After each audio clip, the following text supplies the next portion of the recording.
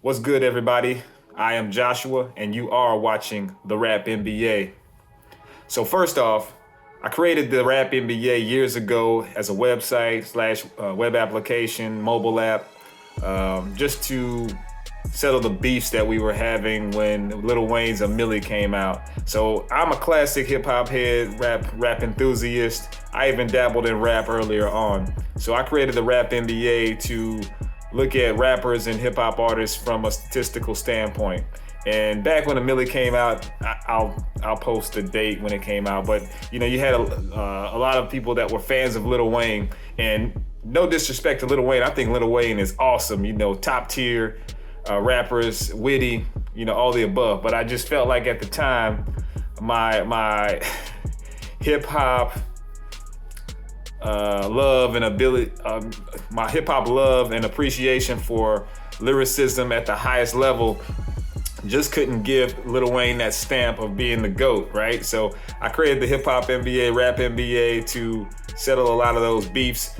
I wanted to make it similar to looking at the back of a baseball or a basketball card that you would see in the 90s and looking at someone's stats. Or if you're playing a video game and you look at someone's stats based on what they've done. So what would help someone like a Lil Wayne at that time, not saying he's not lyrical because that is all opinionated. But, if you could take someone like a Lil Wayne and look at his album sales, look at, his appeal in society, right?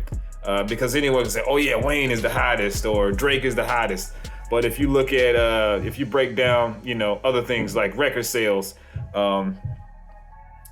the styles, the types of tracks that they create. For example, Eminem, right? Great lyricist, virtually unbeatable when it comes to battling. This guy can do all sorts of things, but he lacks the ability to make good club hits. Now, I love comedy, and I think Lil Wayne makes great comedy hits. What was that song that he had? Everyone report to the dance floor, to the dance floor, to the dance floor. That's really fun, but it doesn't strike me the same way as a Big Pimpin' or I love it when you call me Big Papa. What is that? One More Chance and some of the others. Just the chilling back on vacation songs or something that you would ride to, right? So the Rap NBA analyzes rappers and hip hop artists from all these different criteria and puts them in a statistical format so that you can say, hey, well, I think this guy's the GOAT, but we're gonna look at it like someone in SportsCenter would look at it and say, hey, well, LeBron is better than Jordan, but look at the stats. And of course, as far as what I'm hearing, LeBron is definitely encroaching on Jordan's records in a lot of ways. But you would do it the same way. You would just say, hey, look at these two next to each other, compare their stats, and then after you compare the stats, you can go from there and make your argument either way it goes. Now I know this won't settle any beef, settle any arguments about people's favorite rappers, their top 5, which I no longer participate in, but at least it will shut some people up as far as saying that someone sucks because of their abilities or because they don't sell records, right? And that's why I created this channel. So I've got tons of ideas. I've created the website a few times. I've launched it a few times. I even gave up the domains years ago and just brought them back. But now, I was supposed to create this channel with my buddy out in DC years ago.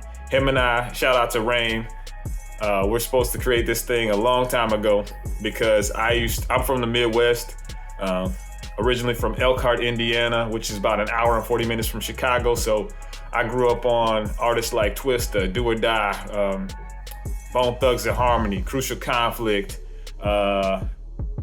Triple Darkness, those types of guys, right? So I was very biased. I even liked a lot of the people from Memphis, Tennessee, like 666 Mafia, 8 Ball and MGJG, and those types of rappers in the 90s. Now, don't get me wrong. In the late 80s, I was definitely a fan of like Run DMC and some of these other guys and the Ghetto Boys and just classic hip hop stars like Kumo D and LL Cool J. But as I started to hear, and these Midwest artists, we would go to tape shops in Gary and Chicago and pick up tapes, and just was really immersed in the Midwest and down south rap scene. And so when I would hear modern day 90s hip hop, I just was very biased, primarily because my older brother was into the into the Midwest scene. He was a rapper, still is, producer, and we just had a lot of talent roaming around the Midwest, and we had unique styles that just sounded different from everyone else. So I was constantly getting fed by those Midwest artists. So when people like Busta Rhymes or Jay-Z earlier on, or Biggie, even Tupac, right, came out, I would say, oh, okay, they make nice radio hits, but they don't really feed my soul for the type of music that I was into. I really liked raw lyricism, fast twisting, or some people call it chopping, hardcore lyricism, where you're fitting so many bars into hitting so many bars onto the tracks, where you have to have a clear and sharp mind to pick up what someone's saying, right? So, but I did have a change of mind, and that's why I brought up my friend Rain. Rain got me into DMX.